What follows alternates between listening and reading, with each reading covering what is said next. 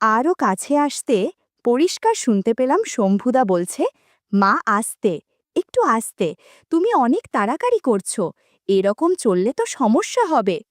সোমা কাকিমা বলছে, জোরে কথা বলিস না বাবা, উঠে পড়বে, মুখটা এদিকে রাখ। জানালা ফাঁকা দিয়ে দেখার চেষ্টা করলাম, স্পষ্ট দেখতে পেলাম দুজনকে। সোমা কাকিমা জবা ফুল নিয়ে বসে আছে, আর শম্ভুদা জবা ফুল নিয়ে কি যেন করছে। আমার নাম সৌগত ঘোষ, 18 বছর বয়স।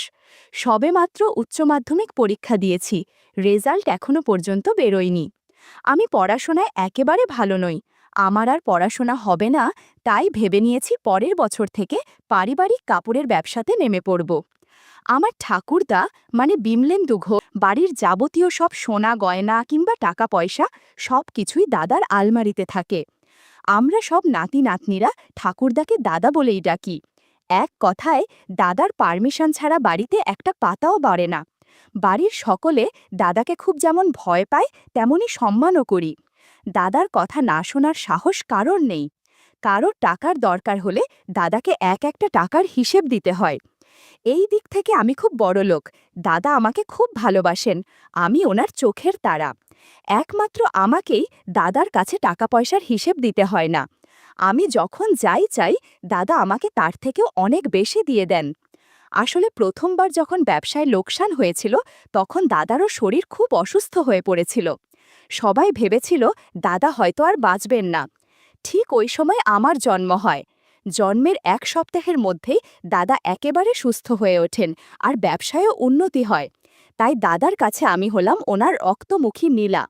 আর দাদি মানে আমার ঠাকুমা সাধনা দেবী সারা দিন দাদার সেবা আর পুজো পাঠ নিয়েই থাকেন।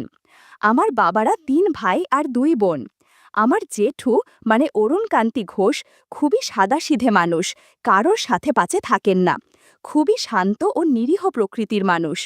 জেঠিমার নাম পারুল ঘোষ, উনি একজন সরকারি স্কুলের শিক্ষিকা। জেঠু জেঠিমা আমাদের নিজের সন্তানের থেকেও বেশি ভালোবাসেন, কিন্তু দুর্ভাগ্যবশত এমন মানুষদের কোনো ছেলে মেয়ে নেই, তাই হয়তো একটু বেশিই ভালোবাসেন আমাদের। জেঠিমা বেশিরভাগ দিনই বাপের বাড়িতে থাকেন চাকরির জন্যে। আসলে প্রতিদিন এখন থেকে স্কুলে যাতায়াত করা সম্ভব হয় না তাই। তবে প্রতি শনিবার স্কুল ছুটির পর বাড়ি চলে আসেন, আবার সোমবার সকালে বেরিয়ে যান। জেঠিমা খুবই অমায়িক প্রকৃতির মানুষ, এমনকি উনি ওনারও মাইনের টাকাটা দাদার হাতেই তুলে দেন। দাদা এত হিসেবে বলেই আজ আমাদের পরিবার এতটা প্রভাবশালী। আমার বাবার নাম বরুণ কান্তি ঘোষ, খুবই খোশমেজাজি মানুষ, সব সময় হাসি খুশি থাকেন। আমি কখনো বাবাকে রাগ বা ঝগড়া করতে দেখিনি। খুবই মিষ্টভাষী, কাপড়ের দোকানেই কাজ করেন। আমার মায়ের নাম আরতি ঘোষ, বাবা মায়ের লাভ ম্যারেজ, মা হাউসওয়াইফ। মা খুব ভালো ছবি আঁকেন। মাকে খুব সুন্দর দেখতে, মাকে দেখলে কেউ বলবে না যে মায়ের বয়স 34 বছর, এখনও মাকে 24 কি 25 বছর বয়সী বলে মনে হয়। আমার একজন দিদি আছে, সুচরিতা ঘোষ, দিদি কলেজে পড়ে, ফার্স্ট ইয়ার। আসলে আমাদের পরিবার খুব বড়, আরও অনেক আত্মীয় রয়েছেন আমাদের, তবে ওনাদের পরিচয় পরে হবে। বাড়ির দুর্গাপুজো, পুজোর 10 দিন আগে থেকেই বাড়িতে ব্যস্ততা শুরু হয়ে যায়। প্রথম থেকেই আমাদের বাড়িতে দুর্গাপুজো খুব ধুমধাম করে পালন করা হয়। পুজোর পুরো সপ্তাহটা বাড়ির সবাই ও সমস্ত আত্মীয় স্বজন আমাদের বাড়িতেই থাকেন। পুজোতে এখনও 1 সপ্তাহ বাকি, তাই এখন থেকেই বাড়িতে আত্মীয়দের আনাগোনা শুরু হয়ে গেছে। অনেক বড় বাড়ি আমাদের, অনেকগুলো শোয়ার ঘর রয়েছে, তাই এই সময় বাড়িতে থাকা নিয়ে কোনো অসুবিধে হয় না। এখন দুপুর 12টা, বাড়িতে এখন পুরুষদের স্নানের তোড়জোড় চলছে। কিছুদিন আগে দাদার পায়ে মোচ লেগেছে, তাই দাদি দাদাকে স্নান করিয়ে দেন। পুরুষদের মধ্যে দাদা সবার আগে স্নান করেন, বাড়ির কর্তা বলে কথা। মা কাকিমারা বেলা 11টার আগে স্নান সেরে নেন। আমি এসেছি আমার এক বন্ধু বিশালের বাড়ি পুজোর নিমন্ত্রণ নিয়ে। যদিও আমাদের বাড়ির পাশেই বন্ধুটার বাড়ির, আর অনেক দিন আগে থাকতেই ওকে বলেছি সপরিবারে উপস্থিত থাকার জন্যে, তবুও বাড়িতে এসে বলে যাওয়াটা আমাদের প্রথা। ছোটবেলায় বিশালদের বাড়ি খুব আসতাম খেলার জন্যে, এখন আর খুব একটা যাতায়াত হয় না। বিশালের বাবা কাজের জন্যে বিলেতে থাকতে হয়, 2 বছর একবার কি দুবার আসেন। আমি কাকুকে খুবই কম দেখছি, হঠাৎ বাইরে কখনো দেখলে হয়তো আমি চিনতেও পারবো না। আমাকে বাড়িতে দেখে বিশালের মা খুব খুশি হলেন। বিশালের মাকে আমি কাকিমা বলে ডাকি। কাকিমা আমাকে বলল, তোমাকে তো এখন আর দেখাই যায় না। বিশালকে যে কতবার বলেছি তোমাকে একবার বাড়িতে নিয়ে আসার জন্যে। তুমি তো আর অসই না। এখন আমাদের বাড়ি আর আসতে ভালো লাগে না বুঝি? আমি বললাম, না না কাকিমা, ওরকম কোনো ব্যাপার নয়। আসলে এখন আর সময় পেতাম না। একদিকে পরীক্ষার চিন্তা, তার ওপর ঠাকুমার শরীরটাও খুব একটা ভালো থাকে না। মাঝে মাঝে অসুস্থ হয়ে পড়েন। তাই একটু ব্যস্ত থাকতে হয়। বাড়ির বড় ছেলে বলে কথা, বুঝতেই পারছো। বিশালের কথা জিজ্ঞাসা করতেই কাকিমা বললেন, বিশাল এইমাত্র স্নান করতে গেছে। একটু বসো, আমি একটু চা করে আনি। চা খেতে খেতে বিশু চলে আসবে। এই বলে কাকিমা চা করতে চলে গেলেন। আমিও সোফার উপর পা তুলে বসে পড়লাম। বিশালদের বাড়িতে কত স্মৃতি রয়েছে আমাদের। আমাদের বলতে আমার, বিশাল, সৌম্য, ছোটু আর বৃষ্টির। বৃষ্টি হলো বিশালের দিদি। আমার থেকে 1 বছরের বড়। ওকে আমি দিদি বলি না। আমরা একসাথেই পড়তাম ক্লাস 10 পর্যন্ত। তারপর বৃষ্টি মামার বাড়ি চলে যায় ইন্টার পড়ার জন্যে। তারপর থেকে আর ওর সাথে খুব একটা দেখা হয়নি। আমি বৃষ্টিকে খুব পছন্দ করতাম। ছোটবেলায় আমি ওকে প্রপোজ করেছিলাম, আর বৃষ্টি আমাকে হ্যাঁও বলেছিল। আমার ছোটবেলায় ঘর ঘর খেলতাম যখন, আমার আর বৃষ্টির বিয়ে হতো। পুরোহিত হতো বিশাল। তখন খুব মজা করতাম। ছোটবেলার আনন্দের দিনগুলো কত তাড়াতাড়ি চলে যায়, তাই না? পুরনো দিনের বোকা বোকা কথাগুলো ভাবতে ভাবতে হঠাৎ মুচকি মুচকি হেসে ফেললাম। ওই সময় আমার চোখ চলে যায় বারান্দায় শুকোতে দেওয়া ব্লাউজের উপর। দুটো ব্লাউজ রাখা আছে সেখানে, একটা হালকা গোলাপি আর একটা কালো, পাতলা কাপড়ের ফুলের ডিজাইনে বানানো। মনের মধ্যে কিছু অদ্ভুত চিন্তা ঘুরতে লাগিল। এমন সময় কাকিমা এসে বলল, এই নাও চা। চমকে বাম দিকে তাকিয়ে দেখি কাকিমা চায়ের কাপটা টেবিলের ওপর রেখে একটু ইতস্তত করে বললেন, একটু বসো, আমি দুটো বিস্কুট নিয়ে আসি। আমি মনে মনে বললাম, হায় কপাল, কাকিমা কি দেখে ফেলেছেন আমি ওই দিকে তাকিয়েছিলাম? হ্যাঁ, নিশ্চয়ই দেখেছেন, না হলে এমন ইতস্তত বোধ করছিলেন কেন? হে ভগবান, কাকিমা আমাকে নিয়ে কি ভাবছেন কে জানে। এত সাতপাঁচ ভাবছি, তবুও মনটা ইমাজিনেশনের কাকিমার ওই কাপড়ের দিকেই আছে। কাকিমার বিস্কুট আনতে এত দেরি লাগছে, নিশ্চয়ই কাকিমা আমাকে খুব খারাপ ভেবেছেন। কি করব কিছু বুঝতে পারছিলাম না। এমন সময় কাকিমা বিস্কুট নিয়ে এলেন। আমি কাকিমার দিকে একবার তাকিয়ে আবার মুখটা নিচের দিকে করে ফেললাম লজ্জায়। কাকিমার মুখের দিকে কি করে তাকাই? কাকিমা চায়ের প্লেটে বিস্কুটগুলো রেখে প্লেটটা আমাকে বাড়িয়ে দিলেন। প্লেটটা কাকিমার হাত থেকে নিতে গিয়ে দেখলাম কাকিমার কাছে দুটো জবা ফুল রয়েছে। আমার চোখটা চলে গেল কাকিমার জবা ফুলের দিকে। কি সুন্দর দেখতে ফুলগুলো। কাকিমা একটা আকাশি রঙের শাড়ি আর কালো রঙের একটা ব্লাউজ পরেছিলেন। কাকিমা খুব ফর্সা, যার কারণে কাকিমাকে খুব মানিয়েছে এই পোশাকে। জবা ফুলগুলো আকর্ষণীয় ও খুব সতেজ মনে হচ্ছে। শুধু মনে হচ্ছিল জবা ফুলগুলো স্পর্শ করে দেখলে ভালো লাগবে। একবার যদি সুগন্ধ নেওয়া যেত তাহলে ভালো হতো। এদিকে লক্ষ্য করলাম কাকিমার চুলে শ্যাম্পু করেছে আর কিছুটা অগোছালো হয়ে আছেন, আর এভাবেই আমার সামনে একটা চেয়ারে বসে পড়লেন। আমি চায়ে চুমুক দিয়ে এখন ওখান দেখছি, মূলত কাকিমার দিকে না তাকানোর চেষ্টা করছি। কিছুক্ষণ সবাই চুপ। নীরবতা ভেঙে কাকিমাই বললেন, আচ্ছা, তোমার ঠাকুরদা কেমন আছেন? শুনেছিলাম নাকি ওনার পায়ে চোট লেগেছিল। এখন পা কেমন আছে? ডাক্তার দেখিয়েছিলেন নাকি?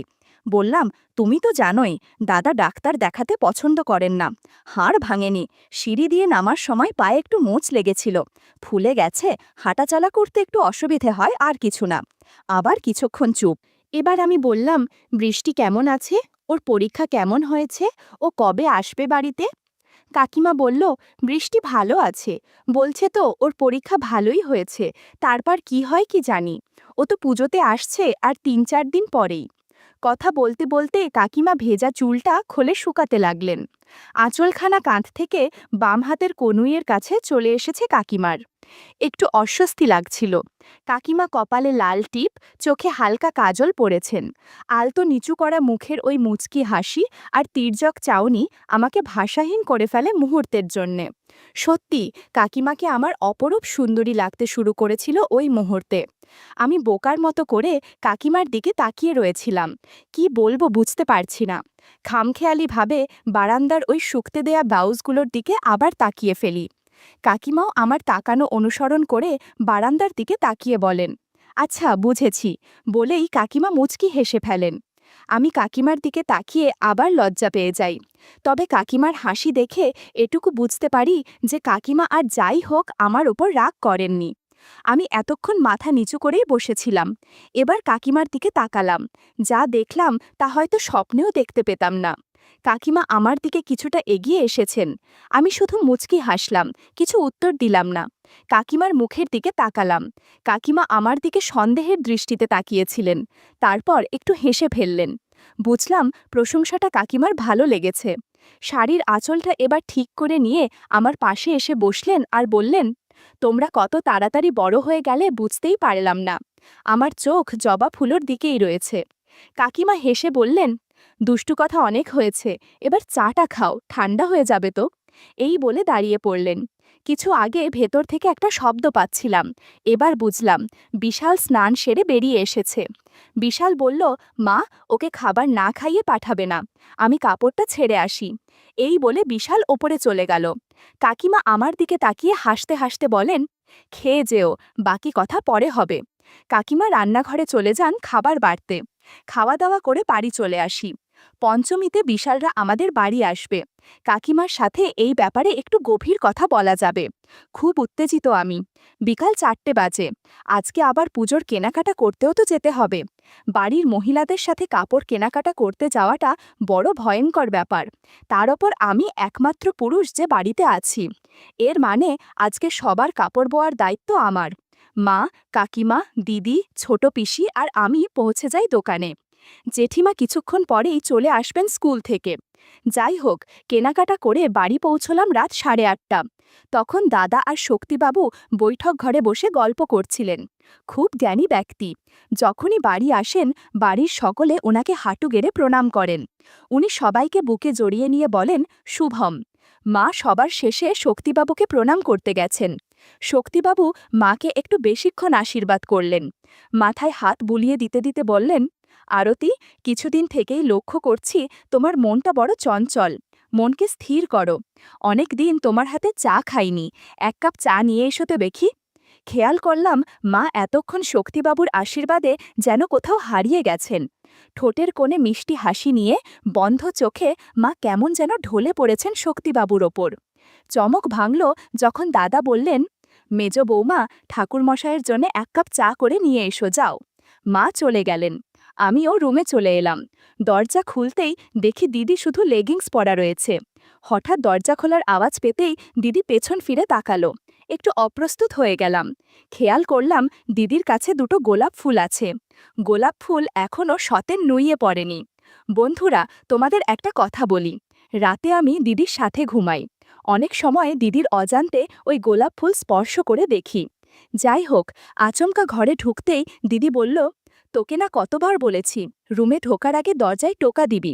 তুই ইচ্ছে করেই করিস এগুলো, তাই না? বাইরে যা, আমি কাপড় পরি, তারপর তুই আসিস। যা বাইরে। আমি বললাম, বুঝতে পারিনি তুই ছিলি ভেতরে, আমি বাইরে চলে যাচ্ছি। বলেই বাইরে চলে আসলাম। দরজায় টোকা দেওয়ার কথা যে আমি ভুলে যাই তা নয়, আসলে গোলাপ ফুল দেখার জন্যে আর নক না করে সোজা ঘরে ঢুকে পড়ি। বাইরে কিছুক্ষণ অপেক্ষা করার পর দিদি বেরিয়ে গেল। যাওয়ার সময়ে আমার দিকে কটমট করে দেখে গেল। আমি আর কোনো কথা না বাড়িয়ে রুমের ভেতরে গিয়ে কাপড় পাল্টে নিলাম। বারবার মাথার মধ্যে বিশালের মায়ের কথা আর একটু আগে দিদির কথা ঘোরাঘুরি করতে লাগলো। অদ্ভুত অনুভূতি হচ্ছিল। মনে হলো টিউবওয়েলের পানি ছাড়লে ভালো হবে। আমি জানি দিদি জামা কাপড় কোথায় রাখে। দিদির কিছু বিশেষ কাপড় হাতে নিলাম আর টিউবওয়েলের জল ছেড়ে দিলাম। খেয়াল নেই যে দরজা খোলাই আছে। ইতিমধ্যে সৌম্য, মানে আমার কাজিন ভাই, ঘরে ঢুকে এসেছে। ওরা এই মাত্র মামাবাড়ি থেকে ফিরেছে।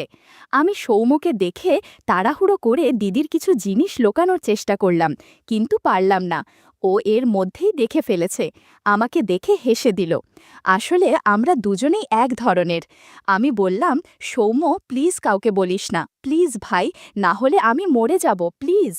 সৌম্য বলল, আরে না রে, এসব কথা কাউকে বলা যায় নাকি?